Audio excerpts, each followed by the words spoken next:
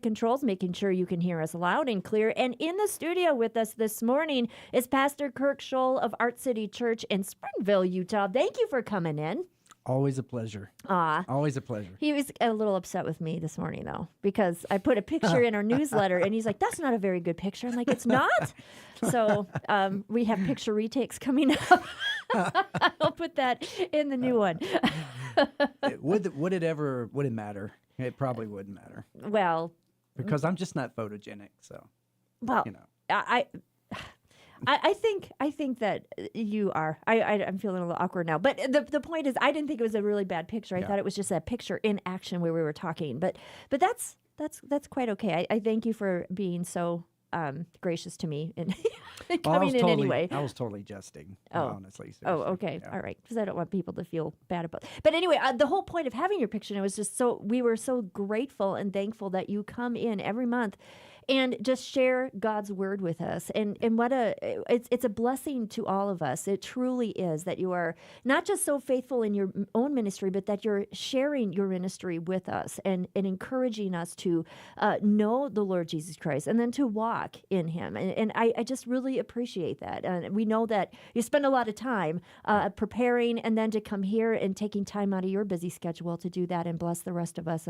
And that was just the whole point of it, was just thank you. Thank you very much for being a part of Key Radio. Yeah, we appreciate it. And I know the people that are in here, the way you guys support local churches here in the Valley and, give many of us platforms like this that obviously, we probably would never have if you weren't here.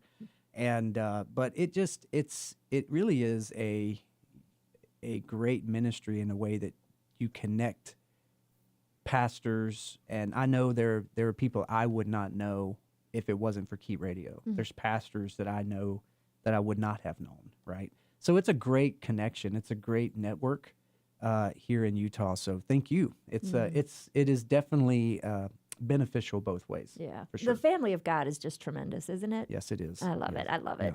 Yeah. Friend, a couple of things that I want to remind you as we're getting closer. This Saturday, if you're in Duchesne, there is a youth worship, which would include, of course, music and food. You can eat to the glory of God, young people.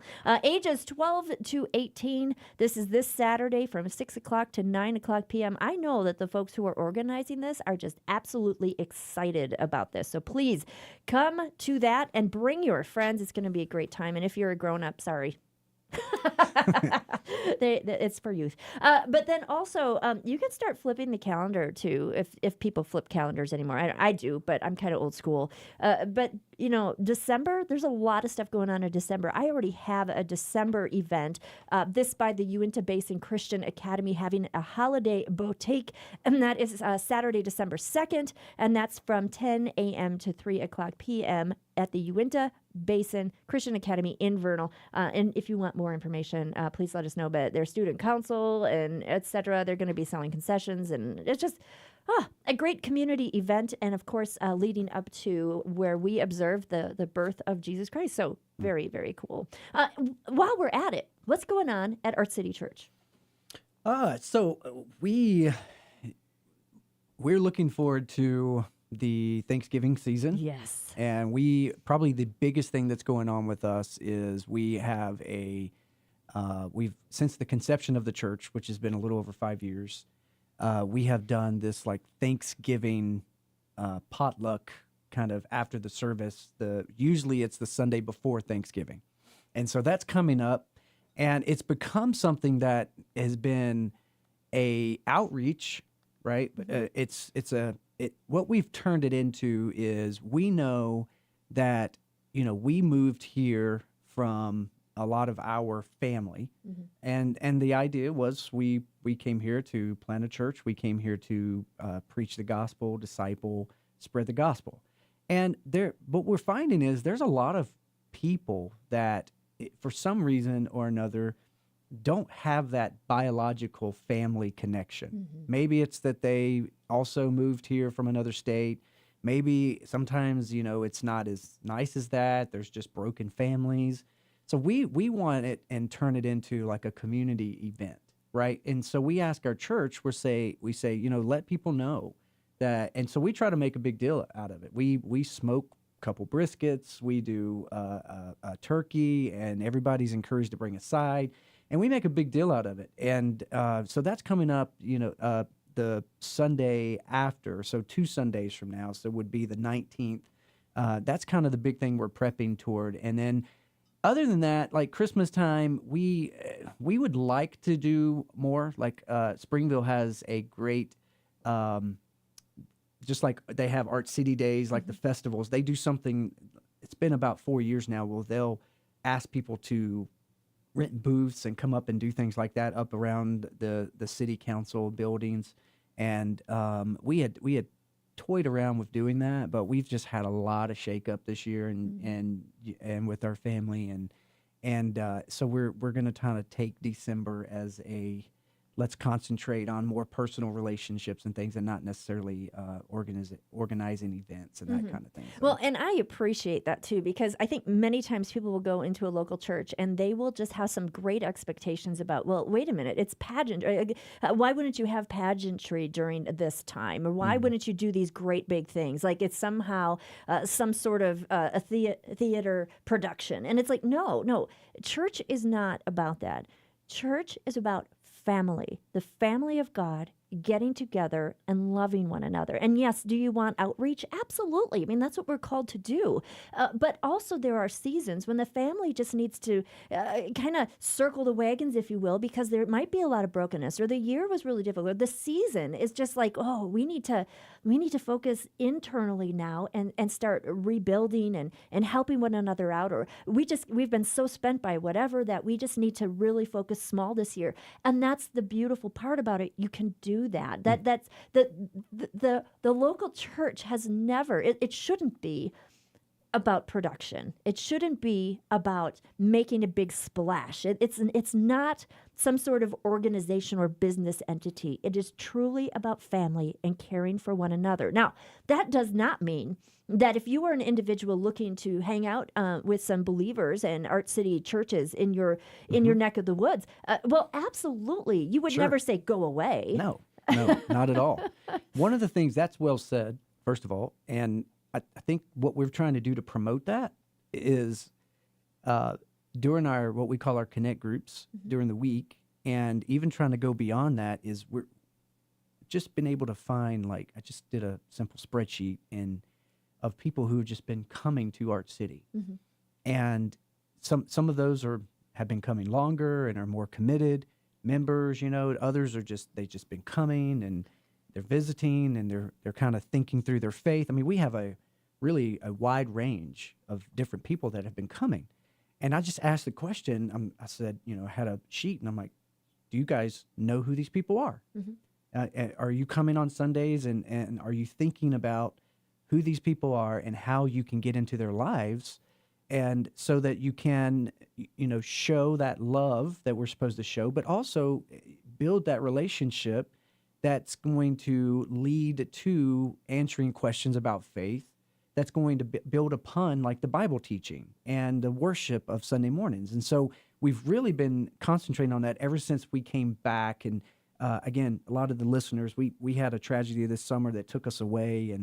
And so we come back somewhere around September, 1st of September. And I don't know, it just felt like, we needed to reconnect with our church. It wasn't like we were gone, all of us were gone for the whole summer, but a lot of us were, and it was just kind of spotty. So it kind of naturally said, you know what, we need to connect back. And also, everybody needs to. Like, this is the season, like you were saying, like I feel like we just need to come and become more cohesive and more of a body, which I think is what that healthy growth is like in a church. And right now, I feel like we're in that season where, as a church, a very young church, that we're seeing people come.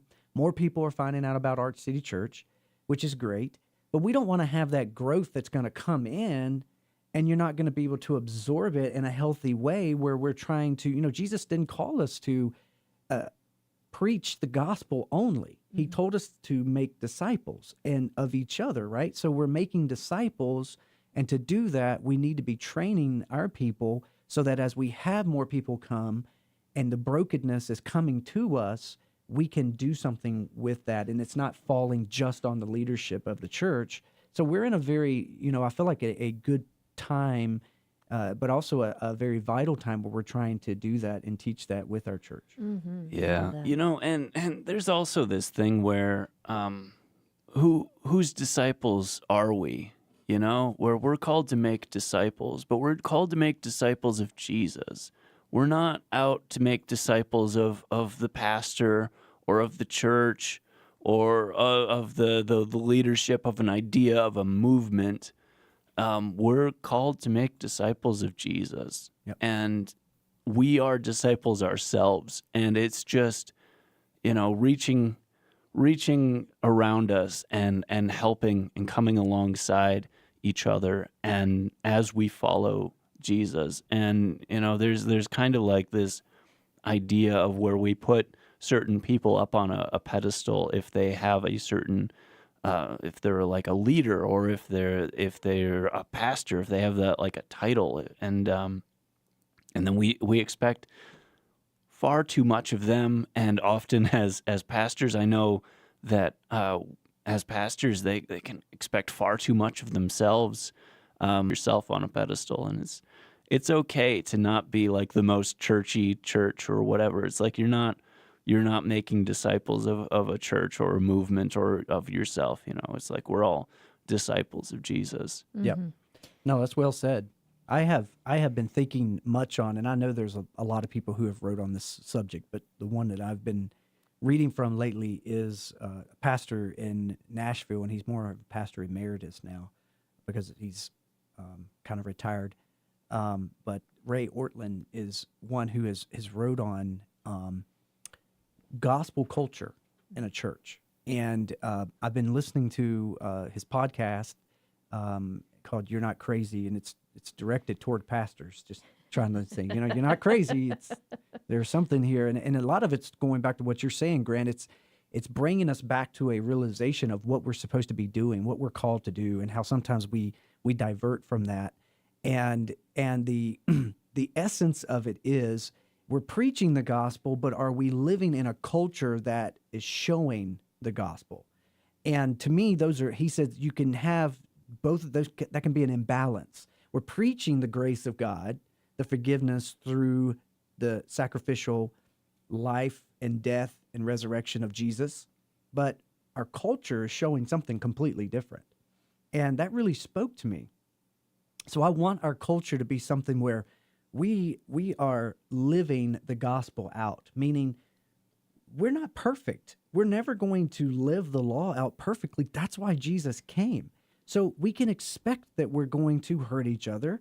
We're going to expect, and it doesn't mean, okay, yeah, you can expect it, it's coming. No, but from a church member's perspective, know that we're broken people and know that the gospel causes us or allows us to do community together in a way that we can forgive and we can restore and we can walk alongside and rejoice when it's time. We can cry when it's time.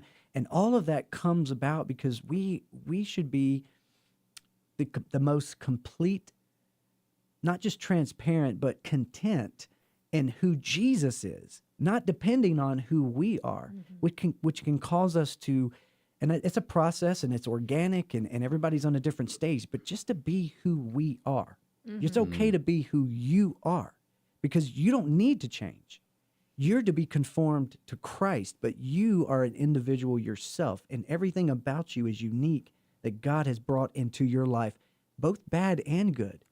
He has done a lot in your life, and he can turn all that around through the gospel. Yeah, even with that like individual identity though, there is still like a group identity that we have, and Peter really addresses that in 1 Peter 2:9. Yes. Which is what you were preaching on this last Sunday? Is It that was correct? like absolute great way to fold into this passage because I want to stop though and just But encourage. first. But first, I really, friend, listening. I guess I really want to challenge you a little bit here because many times we go into a church setting and we have these weird expectations about getting all this stuff. I'm going to church and I'm going to receive this, and this, and why doesn't this church have this? this, and why would somebody get into my grill, or God forbid somebody says something to you and you're offended by that, and I want to press in a little bit, because we would never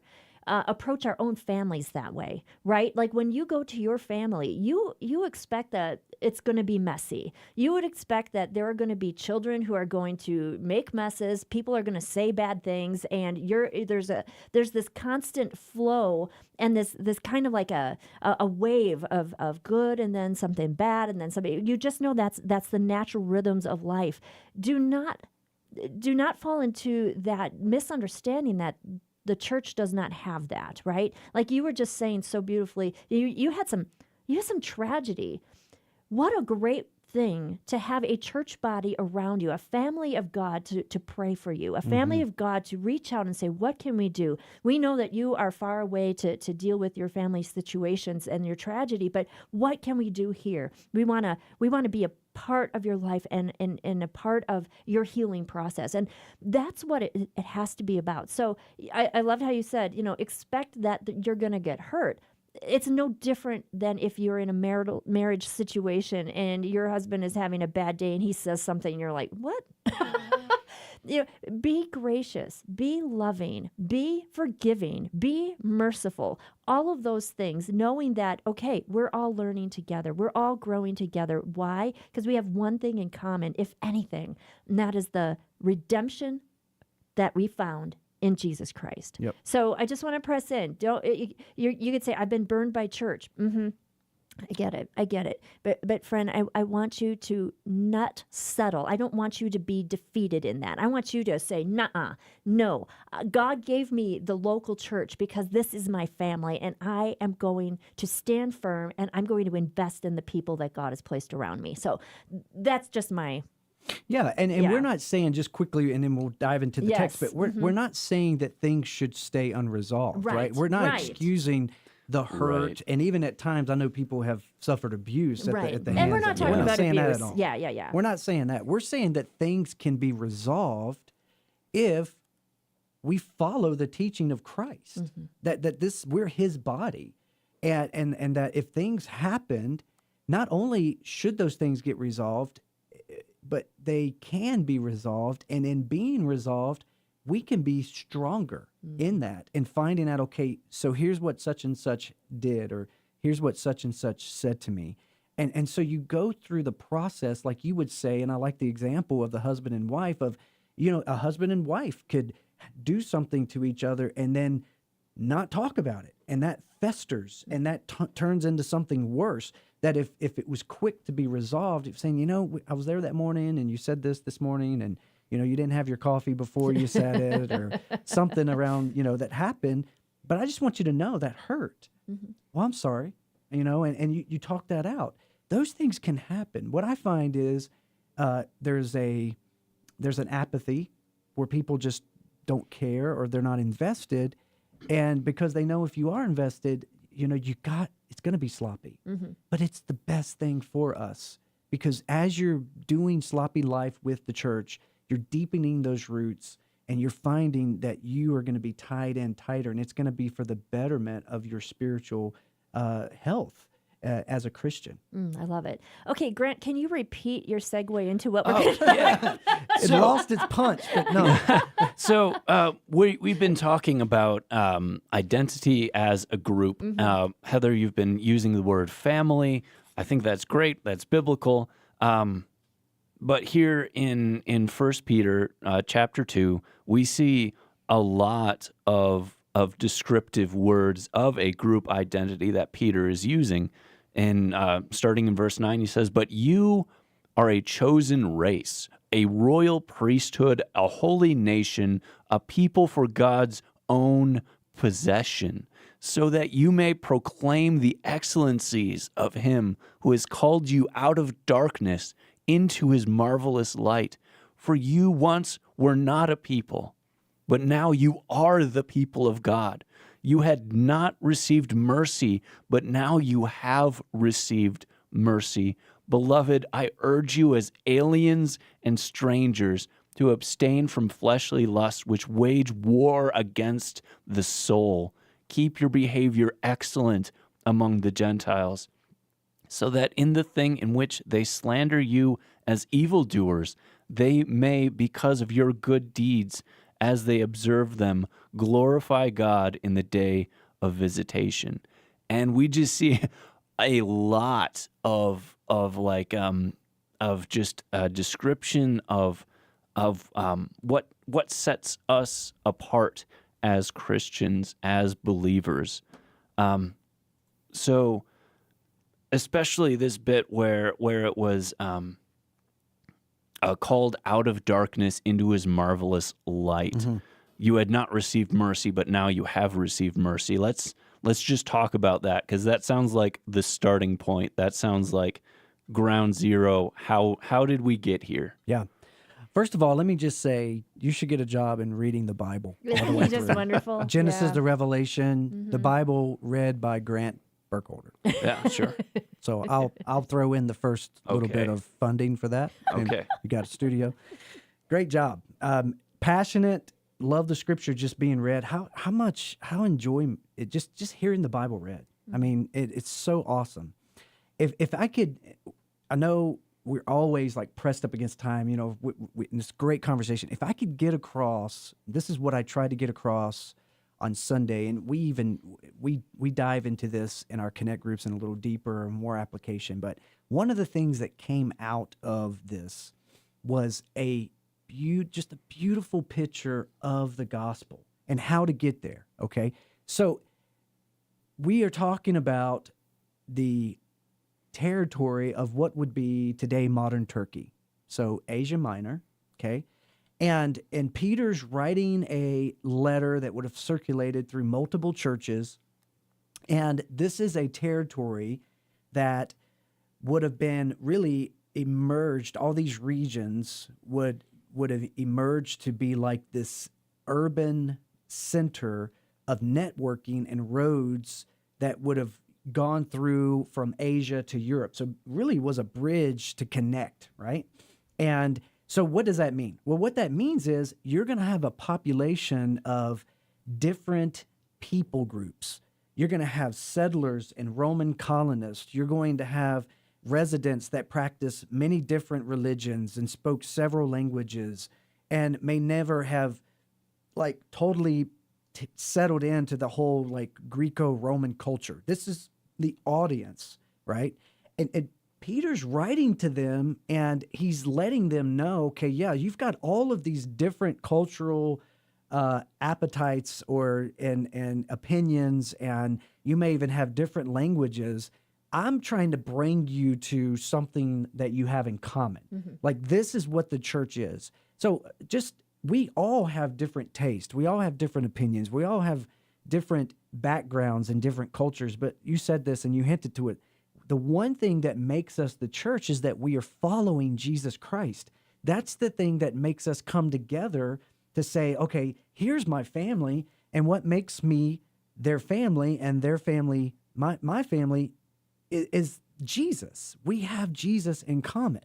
And so we have this melting pot that Peter's trying to reach, and I believe he's doing so with the language that we find in our text by going back to the Old Testament and drawing this comparison to tell them, you guys, there's something that's happened here, and you're part of it.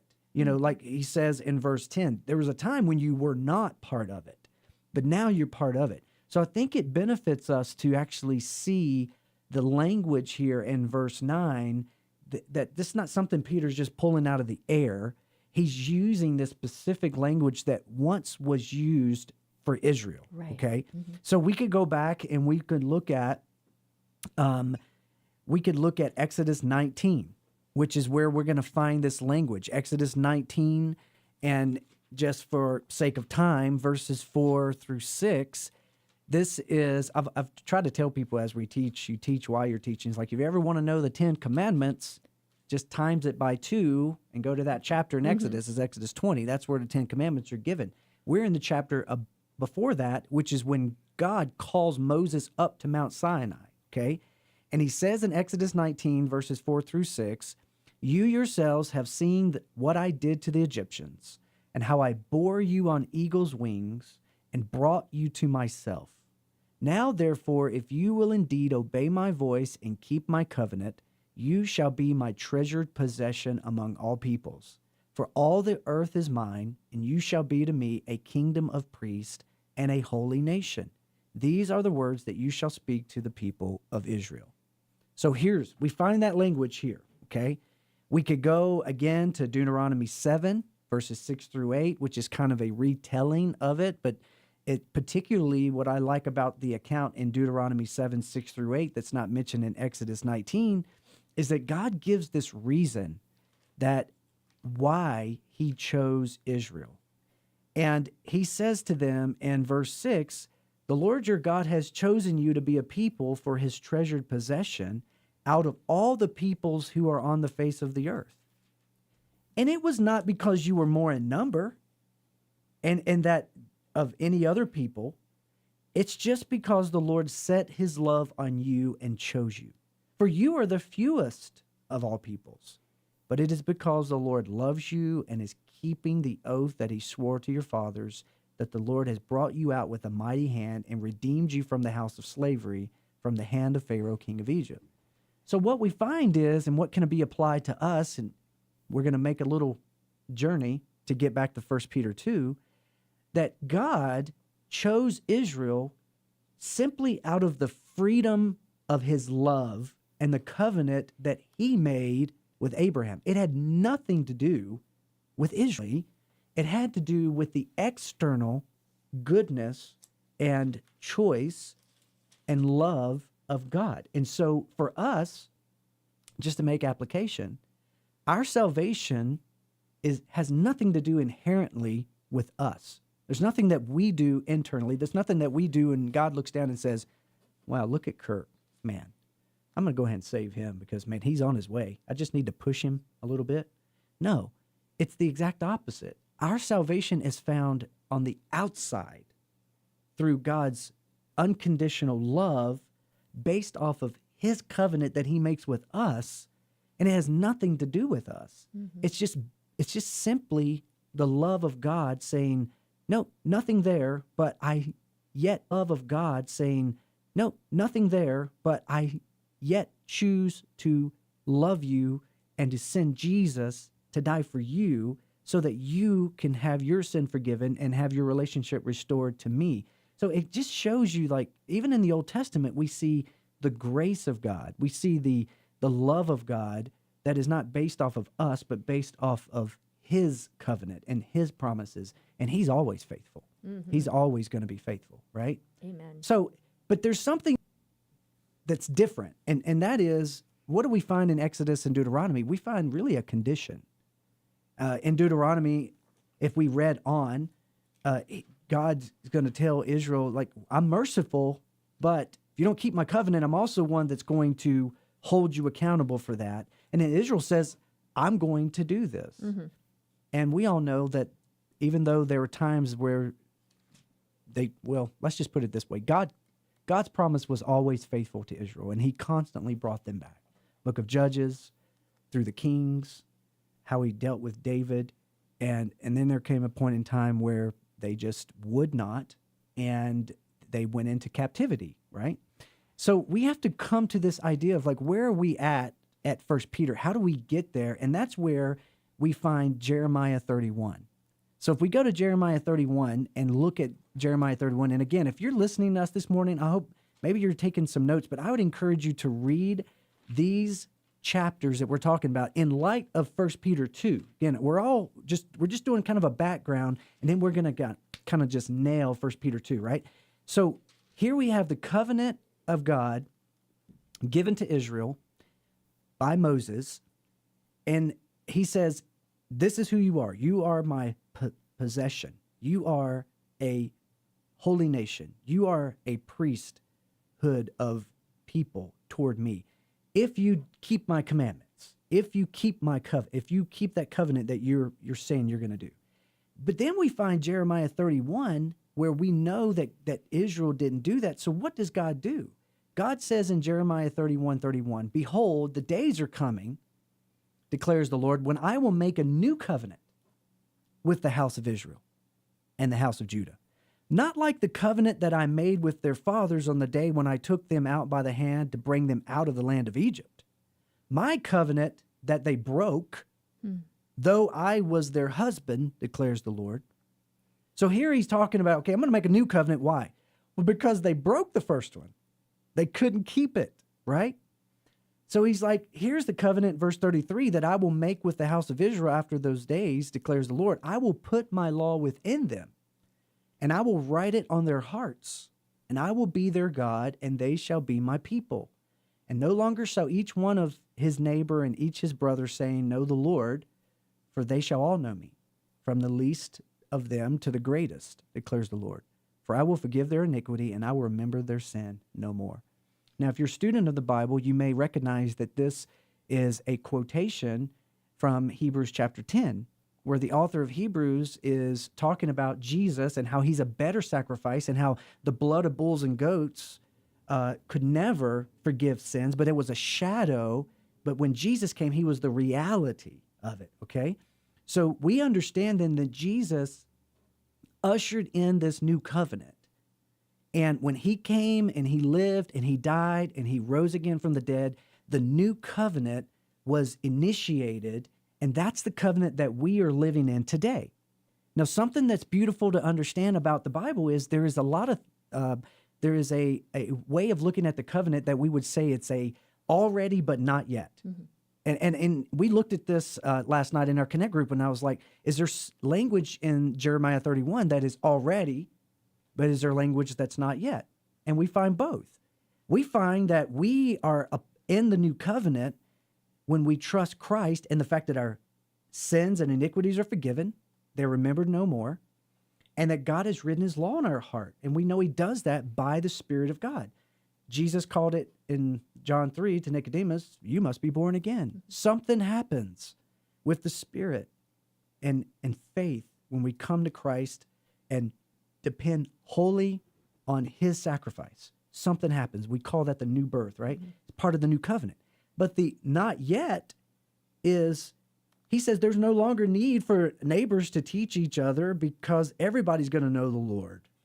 Well, that hasn't happened yet, but it's going to happen one day, right? So we find ourselves in this beautiful, like already but not yet opportunity of, like, if you want to call it eschaton, which is last time, or we're here right now enjoying all these benefits of the covenant that was given to Israel, God's patience and long suffering with Israel, not to throw them away when they broke the first covenant, said, no, I'm going to make a new covenant. Here's the plan. Christ is going to come. He's going to pay for your sin. He's going to keep the law perfectly. He's going to be the one that's going to do this, and he's going to die for you. I'm going to save you through this substitutionary atonement of Jesus, and your faith in him is what's going to save you. This is the new covenant, and something's going to happen to you. I'm going to change you from the inside out. And it's all going to happen what we would call the church. So going back to 1 Peter chapter 2, Peter's applying all of this to a group of melting pot people who are together, both Jews and Gentiles. Most commentators believe that there was a mass population of Jews in Asia Minor, but you also have Gentiles. And one of the things that we did, and you guys cut me off and say, I got a question, or you're ridiculous, whatever, because when I start talking, I can't stop. But one of the things that we did before we dived into 1 Peter, is we went back and looked at the life of Peter. And we looked at how he had to learn this principle of a Gentile can come to Jesus or come to God without becoming a Jew. And not to go all the way back in that, we highlighted that in Galatians chapter 1, where Paul had to stand to Peter's face because Peter would eat with Gentile believers, but when the Jews came up from Israel, he would withdraw himself. And Paul said, you're mixing up the gospel. So Peter had to learn this. And it's like Peter got it. And now he's writing to this group of people in Asia Minor saying, you are a chosen race. You are a royal priesthood. You're a holy nation. And again, he's talking to Gentiles. And I think thinking about the Jews too when he says, but I'm addressing the Gentiles in verse 10. There was a time you weren't a people. The Jews were the people. And if you wanted to be part of that people, you had to proselyte and you had to go get in, you had circumcision, you had to go to the temple. But he's like, now you are God's people.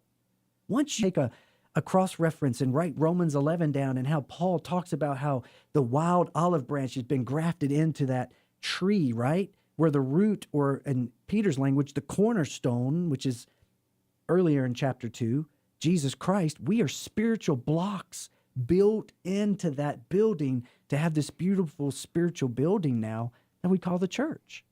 It's just a beautiful picture. Yeah,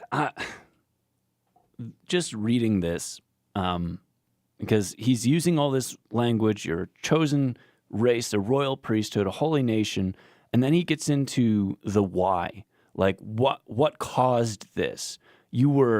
Once you were not a people, but now you are the people of God. This shows that it isn't a birthright. And I encounter, just like in Peter's day here, I talk with people today who believe that it is a birthright, that we are all God's children, that we are all naturally part of this group. And that's, Peter is speaking very clearly against that there was a point in time that you were not a people. Yep. That means it is not given to everyone at birth. This is not just who we are naturally. Something needs to happen to make us the people of God, that there is a definite transformation of you were not the people, now you are the people. Something happened. And he goes on, once you had not received mercy, but now you have received mercy. This is it. This is the turning point. It's mercy, something we don't deserve. In fact, it's not getting what we do deserve. That is mercy, and the fact that we are being given these blessings, that they're just being poured out on us, that we are now part of this group, that we are this chosen race, royal priesthood, holy nation, a people for God's own possession, called out of darkness into marvelous light. It is all an act of mercy. Yep. And it isn't just bestowed upon everyone because we're all human beings created by God. Yeah, and if you're out there and you're asking the question, well, how do I receive it? What do I do? I love this quote, and I think it's really timely. Just say it right here. Dane Ortland is quoted in his book.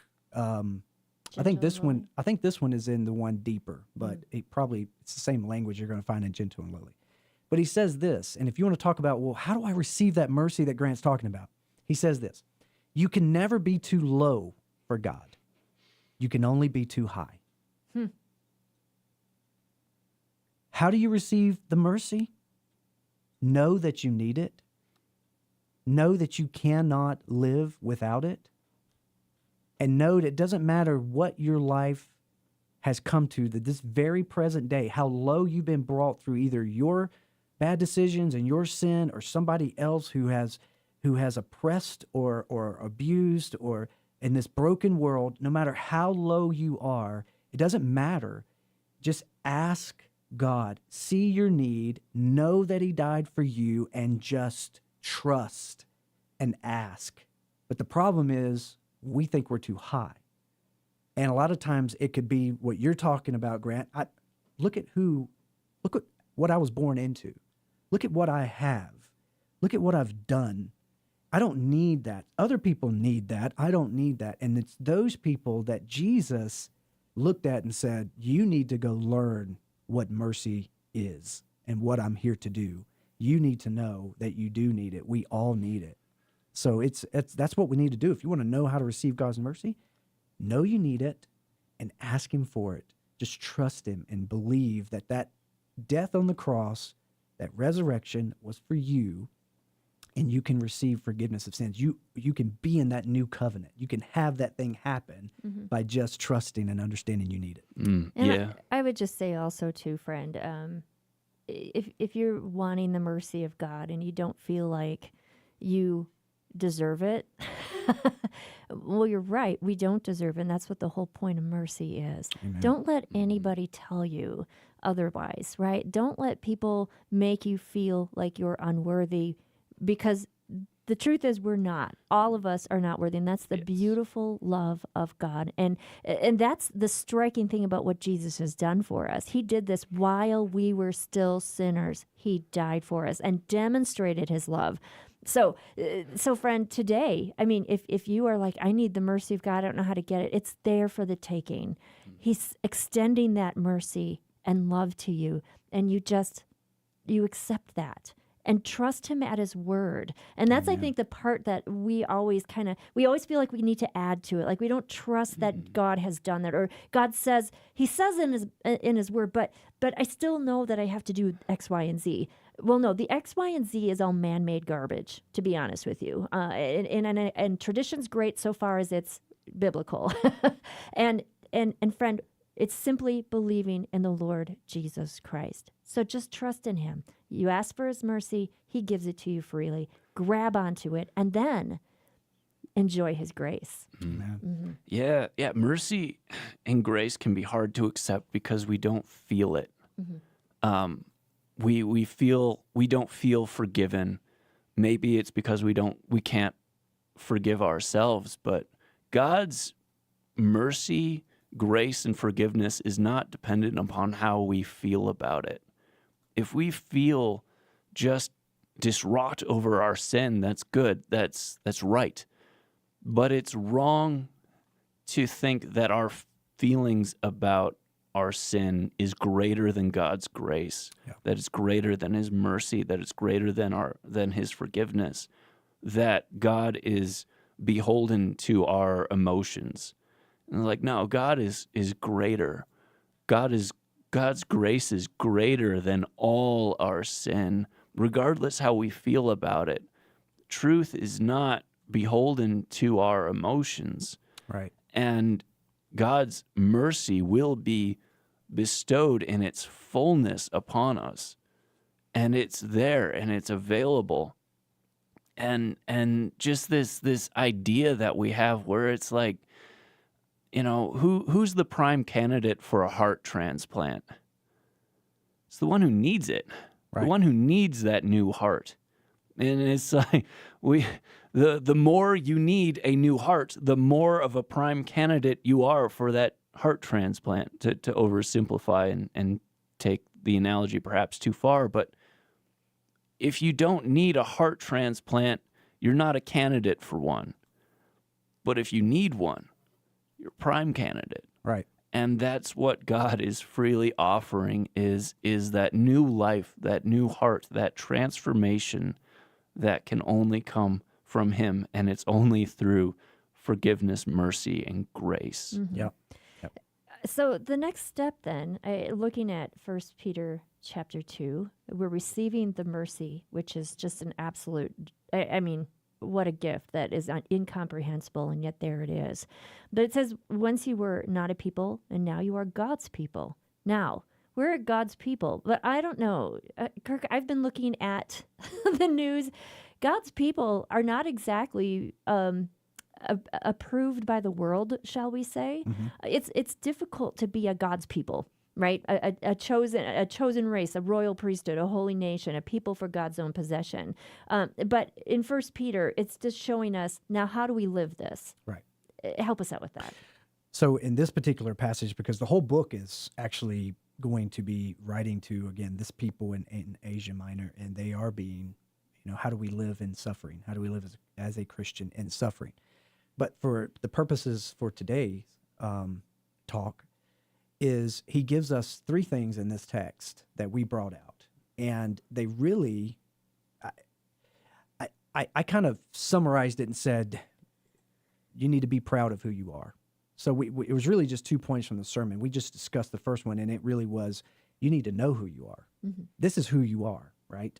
In Jesus, you are a chosen nation. You are a holy nation. You're a chosen people. You are a people for his own possession. You're a royal priesthood, right? And then he says, then you need to be proud of that.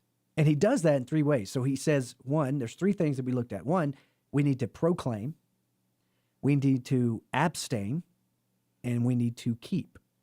All three things found in verse 9, verse 11, verse 12. So number one, and I think the biggest one is, he says, here's who you are, so then go proclaim the excellences of him who has called you out of darkness into light. In other words, I'm not ashamed of Jesus. Mm-hmm. Why? Because he has given me everything, right? This is where the sanctification starts in the life of a Christian. Nothing is ever said, do this in order to receive anything from God. We just made that very clear, and the Bible makes it very clear. That is given to us freely as a gift through what Jesus has done. The rest of the Christian life is simply saying, wow, I recognize who I am as a sinner. I recognize what God has done in my life freely by forgiving me through what Jesus has done with his life, death, burial, and resurrection. So I'm going to proclaim that. I'm going to not be ashamed of the gospel of Jesus Christ. I'm going to proclaim the excellences of him who called me out of darkness into his marvelous light. So we want to proclaim that, right? And then secondly, we want to abstain, according to Peter in verse 11, from the passions of the flesh. He's already mentioned this in chapter 1, where he says, don't go back to the passions of your former life. There are times, and this is where we get again into this already not yet, we do have a new heart. We do have the Holy Spirit, but we also have our flesh. We also have the old life that we have to fight against. And Jesus, by his saving us and giving us the Spirit, has not freed us from fighting. He's freed us to fight. He's freed us to fight in the conflict of our own flesh. And I don't know if you've seen that there was a meme that came around on social media, and back in the day, and they've tried to redo it a couple times, but I grew up watching, and it wasn't the original because I wasn't born when the original came on, but Scooby-Doo. Scooby-Doo was a great show, and if you never watched Scooby-Doo, it was about Scooby-Doo, the dog, and then he had his team, and they were go around try to solve crimes. And there was this great time where at the end, and usually the person who was doing the monster or doing the crime had a mask on, and somebody would go over there, usually it was Fred, and he would pull the mask off. It's like, let's see exactly who this person is. And the meme was, I want to see exactly who is the person that's deterring me in my Christian life. And it showed Fred reaching out and was going to grab this ghost, mask. And then when he pulled it off, it was Fred. Mm-hmm. In other words, I'm deterring me from my Christian life. And it's so true. And so Peter's just saying here, you need to abstain from those passions of the flesh. Why? Because they war against your soul. They divide your allegiance. If we're to proclaim the excellences of Jesus, who called us out of darkness and marvelous light, when we come back to the passions of our flesh before we came to Jesus, we're dividing our allegiance. The only person that should be sitting on the heart of the Christian is Jesus Christ. And what this does is this doesn't make the world bad, all of the world bad. In other words, there's great things in the cultures. There's things that we can enjoy. God's given us his creation to enjoy. Those things are just not supposed to be sitting on the throne of our heart. Mm-hmm. Mm-hmm. Jesus is supposed to be sitting on the throne of our heart, right? That's what sin is when we make things an idol, right? And we're not worshiping God. We're worshiping us, or we're worshiping the creation. A Christian should be able to enjoy creation, but also understand that that's not our passion, right? That's not what we're doing anymore. It wages against our soul. We want Jesus to be the one that we're proclaiming. It just reminds me of way back in Genesis 4, where there's the account with Cain and Abel, and Cain is just absolutely furious and jealous and whatever. And God just says something very interesting. He says, why are you angry? Why has your face fallen? Okay, so he's seeing this, and he says, if you do well, will you not be accepted? But then he says this, and if you do not do well, sin is crouching at your door. Its desire is contrary to you, but you must rule over it. So there, right in the beginning, God is just saying, you got to abstain from this, right? You're made for so much more.